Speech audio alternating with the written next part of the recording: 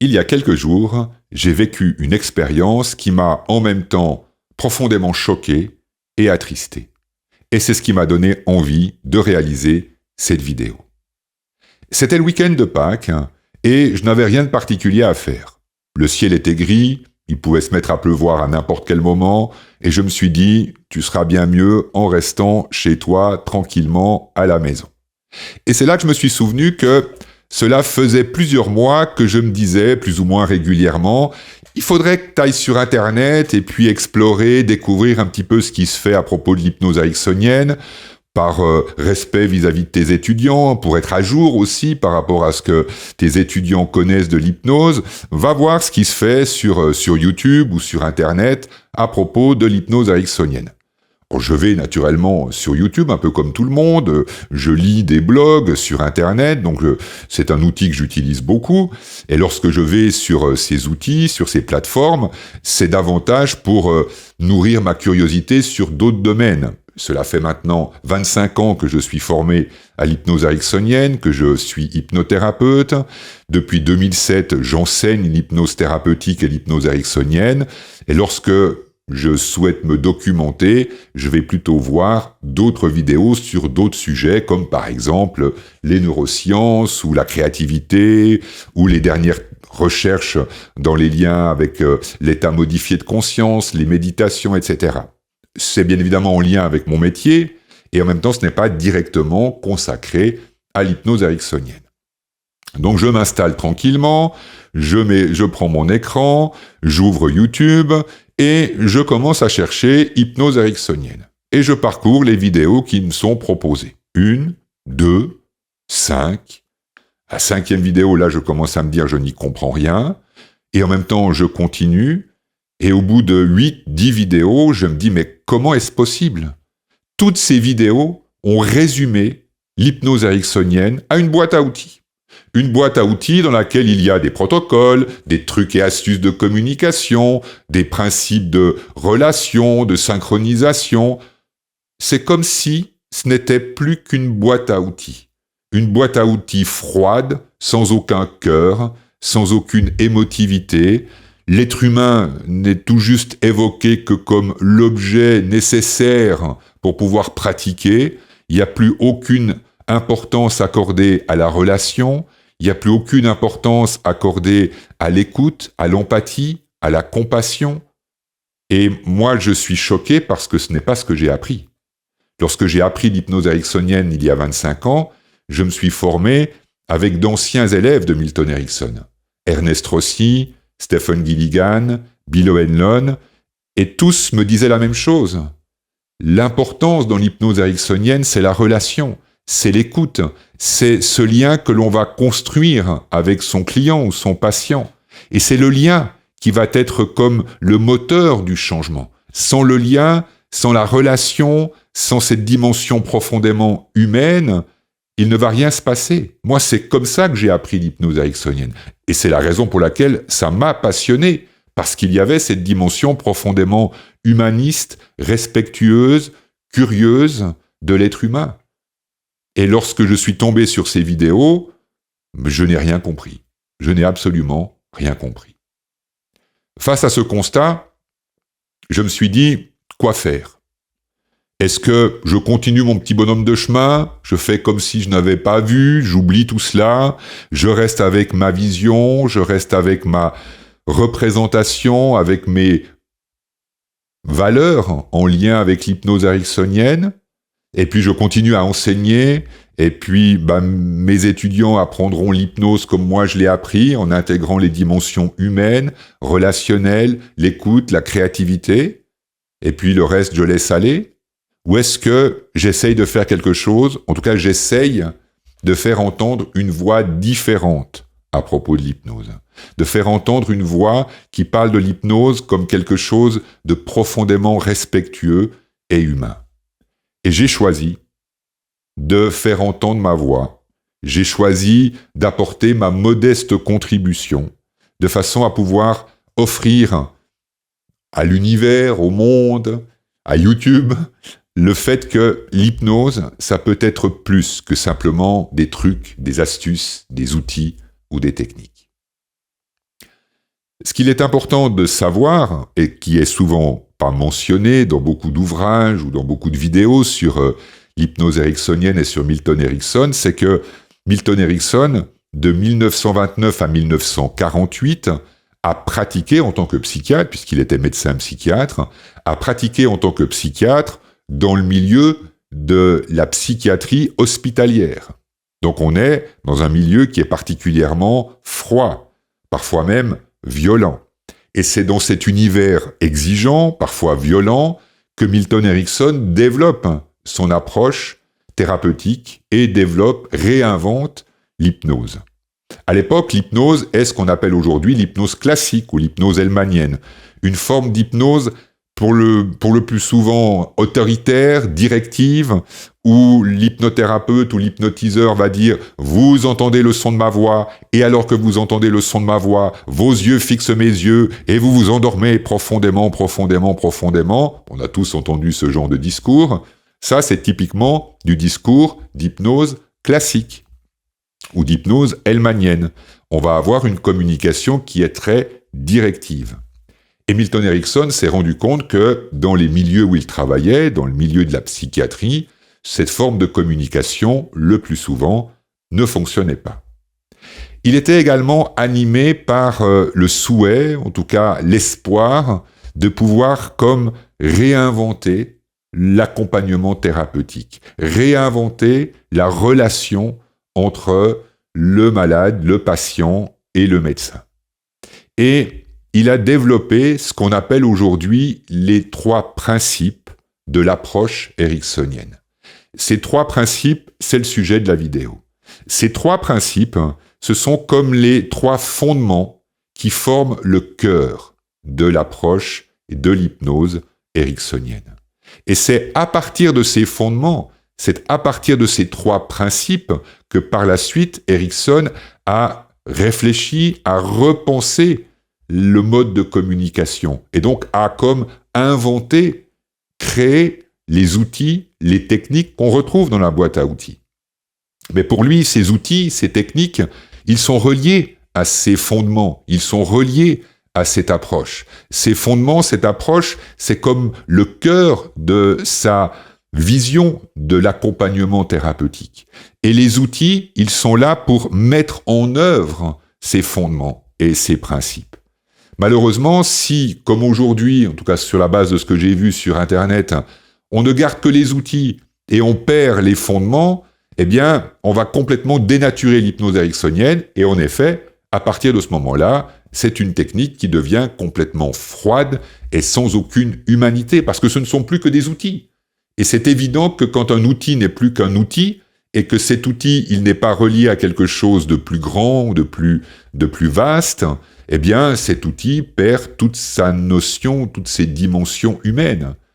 Et c'est ça qui est important à comprendre lorsqu'on fait de l'hypnose ericksonienne, c'est ce que je cherche à enseigner dans ma formation, c'est que la relation, les dimensions humaines, c'est le fondement, c'est comme le terreau dans lequel les graines vont développer leurs racines pour ensuite favoriser un processus de changement. Cette approche ericksonienne repose sur 3 principes, 3 piliers. Le premier de ces principes, c'est ce qu'on appelle le principe d'utilisation. Le principe d'utilisation, il est hyper simple à expliquer en théorie et une vie ne suffit pas pour le maîtriser. Fondamentalement, le principe d'utilisation, c'est le suivant. Dès les années 30, ce qui était complètement révolutionnaire à l'époque, aujourd'hui, c'est confirmé, validé par les neurosciences, mais à l'époque, c'était une intuition pour Milton Erickson. Et cette intuition qui est à l'origine du principe d'utilisation, cette intuition, c'est la suivante. Plus on lutte contre le problème, et plus on renforce le problème. Plus vous luttez contre le fait de penser à une pomme, plus vous allez penser à une pomme. Et plus vous allez penser à une pomme, plus il sera difficile de ne plus penser à cette pomme. Je prends cet exemple-là, on pourrait prendre un autre exemple. Plus je me dis « la vie est difficile, la vie est dure, la vie est injuste », plus je me dis ça, plus je vais penser que la vie est dure et difficile, maintenant je veux lutter contre ça. Mais si je lutte contre ça, Je vais chercher à ne plus penser que la vie est dure. Je vais chercher à ne plus penser que la vie est difficile. Et quand je lutte contre ces pensées, eh bien, je me rends compte que je vais les renforcer. Et ça a été clairement validé ces dernières années par les neurosciences. Et donc, déjà dans les années 30, Erikson a développé une autre idée. L'idée, c'est que, au lieu de lutter contre, on va chercher à utiliser ce qui est pour offrir la possibilité à la personne d'apprendre quelque chose de nouveau. Et ça, c'est complètement novateur et révolutionnaire. Que le processus de changement n'est pas une lutte contre le problème. Le processus de changement, c'est l'utilisation du problème pour favoriser un apprentissage nouveau. Et là où il était également complètement visionnaire, c'est que pour lui, l'état hypnotique, sur lequel repose la communication hypnotique, l'état hypnotique est un état naturel, neurologique naturel, et que cet état neurologique naturel, il augmente la capacité du cerveau à apprendre plus vite. Ce qui, encore une fois, aujourd'hui, a été validé par les neurosciences. À l'époque, ce n'était qu'une intuition de sa part. À l'époque, les neurosciences n'étaient pas encore suffisamment développées pour le valider. Donc, il avait cette conviction que l'état hypnotique allait faciliter le processus d'apprentissage, et puisque l'état hypnotique va faciliter le processus d'apprentissage, alors il ne faut plus lutter contre le problème, il faut chercher à favoriser l'apprentissage de quelque chose de nouveau. Et c'est là qu'arrive le deuxième principe. Le deuxième principe qui est le principe de complémentarité. Le principe de complémentarité, en simplifié, correspond à qu'est-ce que la personne a besoin d'apprendre pour avoir plus de choix. Donc on a dit lors du principe d'utilisation que l'idée du principe d'utilisation, c'est on ne lutte plus contre le problème, on utilise le problème pour apprendre quelque chose de nouveau. Mais quoi apprendre ? Et c'est ce que définit le principe de complémentarité. Le principe de complémentarité définit qu'est-ce qu'on va chercher à favoriser comme apprentissage pour que la personne ait davantage de choix dans sa vie. L'exemple que j'aime donner en formation durant mes webinaires, c'est l'exemple de l'obscurité. Si maintenant vous êtes complètement plongé dans l'obscurité, vous êtes à l'intérieur d'une pièce où il fait complètement noir, vous ne connaissez pas cette pièce, vous êtes à l'extérieur, dans la nature, le soleil se couche, la nuit s'installe, vous êtes dans une forêt, vous ne savez pas où vous posez les pieds, c'est l'obscurité totale, le noir total. Naturellement, vous savez que ce n'est pas possible d'enlever l'obscurité. Vous n'allez pas chercher à lutter contre l'obscurité. Vous n'allez pas vous demander quel aspirateur utiliser pour aspirer l'obscurité. Vous n'allez pas vous demander est-ce qu'il existe une sorte de filet magique qui va permettre de capturer l'obscurité. Non, vous savez que l'obscurité, elle est impossible à enlever et vous l'acceptez. En revanche, qu'est-ce que vous faites ? Ce que vous faites tout naturellement si vous êtes dans une pièce, par exemple, c'est que vous allez chercher l'interrupteur pour allumer la lumière, de manière à pouvoir mettre de la lumière dans l'obscurité. Si vous êtes dans la forêt et qu'il fait nuit, vous allez peut-être chercher un briquet, ou alors votre téléphone portable, sur lequel il y a une lampe de poche, et vous allez allumer la lumière de votre lampe de poche de manière à pouvoir éclairer le chemin sur lequel vous marchez. Parce que si vous ne l'éclairez pas, vous n'allez pas pouvoir voir s'il y a un obstacle, vous n'allez pas pouvoir voir s'il y a un trou, un quelconque danger. Donc qu'est-ce que vos yeux ont besoin ? Ils ont besoin de lumière, de manière à pouvoir marcher en sécurité. Et l'obscurité, elle continue à être là. Et finalement, ça n'a pas plus d'importance que ça. Vous pouvez accepter que l'obscurité continue à être là, pour autant qu'il y ait suffisamment de lumière, de manière à pouvoir vous déplacer en sécurité. Et le principe de complémentarité, c'est exactement le même. Si une personne vient me voir parce qu'elle est complètement figée, paralysée par ses peurs, je ne vais pas chercher à lutter contre la peur, je vais chercher à utiliser cette peur pour l'aider à apprendre la sécurité ou à apprendre la confiance, à créer la complémentarité qui lui manque de manière à pouvoir vivre la vie avec un peu plus de confiance et un peu moins de peur. Est-ce que les peurs vont disparaître complètement ? Bien évidemment que non. Et c'est normal d'avoir peur dans la vie. C'est comme les deux plateaux d'une balance. S'il n'y a que de la peur, tout est déséquilibré et là, c'est figé. Si maintenant je rajoute l'opposé sur l'autre plateau de la balance, eh bien en rajoutant l'opposé sur l'autre plateau de la balance, ça donne davantage de choix. Ça, c'est le deuxième principe de l'approche ericksonienne. Le principe de complémentarité. Qu'est-ce que la personne a besoin de créer? Qu'est-ce que la personne a besoin d'apprendre? Qu'est-ce qu'on peut ajouter pour lui donner davantage de choix? C'est comme si j'ai une paire de lunettes, on m'a offert une paire de lunettes depuis que j'étais enfant, et cette paire de lunettes, elle me permet de voir les choses qu'en une seule couleur, en noir. Si je n'ai qu'une seule paire de lunettes dans ma collection, et que cette paire de lunettes, elle ne me permet qu'une seule chose, c'est de tout voir en noir, bien c'est naturel et normal que je ne vois les choses qu'en noir. Et j'ai besoin de cette paire de lunettes pour voir. Si je n'ai pas cette paire de lunettes, je ne vois plus rien. Donc j'ai besoin de pouvoir me déplacer, donc j'ai besoin de ma paire de lunettes, et comme je n'ai qu'une seule paire de lunettes à ma disposition, et que cette paire de lunettes teinte tout en noir, alors naturellement je vais porter cette paire de lunettes parce que j'en ai besoin. Si maintenant j'explore la possibilité de trouver des verres interchangeables, je fais preuve d'un petit peu d'imagination, ou j'explore la possibilité d'acheter une autre paire de lunettes pour que sur mon étagère, j'ai le choix. Il n'y a pas qu'une seule paire de lunettes. Il y en a deux. Il y a une paire de lunettes teintée en noir et il y a une paire de lunettes teintée en jaune. Et en fonction des situations, en fonction des contextes, en fonction des moments, je vais choisir laquelle des deux paires de lunettes je vais porter pour que je puisse faire le meilleur choix possible. Et il y aura naturellement des moments où la paire de lunettes noires sera plus adaptée.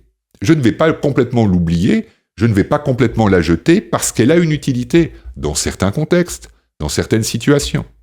En même temps que dans d'autres contextes, dans d'autres situations, eh bien, je vais plutôt privilégier la paire de lunettes teintée jaune parce qu'elle va me donner plus de choix, et plus de liberté, plus de possibilités. Et je vais pouvoir comme cela choisir entre les deux paires de lunettes laquelle des deux je préfère utiliser en fonction de la situation, en fonction du contexte.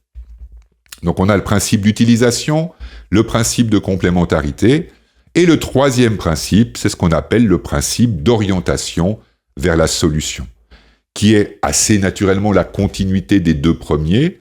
C'est que pour Erickson, le changement sera beaucoup plus simple et beaucoup plus rapide si on focalise et on utilise notre énergie physique, mentale, si on utilise toute notre énergie vitale pour se concentrer sur la solution et non pas sur le problème. Car naturellement, si je suis focalisé sur le problème, si toute mon attention est dirigée sur le problème, il est assez naturel et normal à ce moment-là que je cherche à lutter contre le problème. Et si je lutte contre le problème, je n'applique plus le principe d'utilisation. Si en revanche, j'applique le principe d'utilisation et que le principe de complémentarité arrive juste derrière, eh bien tout naturellement, je m'oriente en direction de la solution. Donc ces trois piliers, ces trois principes, c'est comme les trois facettes d'une même pièce qui ne font qu'un. Et cette même pièce qui ne font qu'un, eh bien, c'est ce qu'on appelle l'approche ericksonienne. Et tous les outils de communication, toutes les techniques hypnotiques que Milton Erickson a développées, les protocoles qu'il a développés, reposent sur ces trois principes. Et ces trois principes, lorsqu'on veut les mettre en œuvre, on a besoin d'être complètement en lien avec la personne. On a besoin d'être à l'écoute de la personne. Si j'accompagne une personne et que je veux appliquer ces trois principes, si je n'ai pas de lien avec elle, si je n'ai pas d'abord pris le temps de la questionner, de l'écouter, de chercher à la comprendre profondément, intimement, avec respect, je ne saurais pas comment appliquer les principes d'utilisation, de complémentarité et d'orientation vers la solution. Et lorsqu'on garde que les outils, et que ces outils sont déconnectés de ces fondations que sont ces trois grands principes, eh bien, on se retrouve avec une technique, une approche, une hypnose ericksonienne qui est complètement dénaturée, froide et sans aucune humanité. Et s'il y a bien une évidence qu'on peut retrouver chez Milton Erickson, c'était son profond amour pour l'être humain.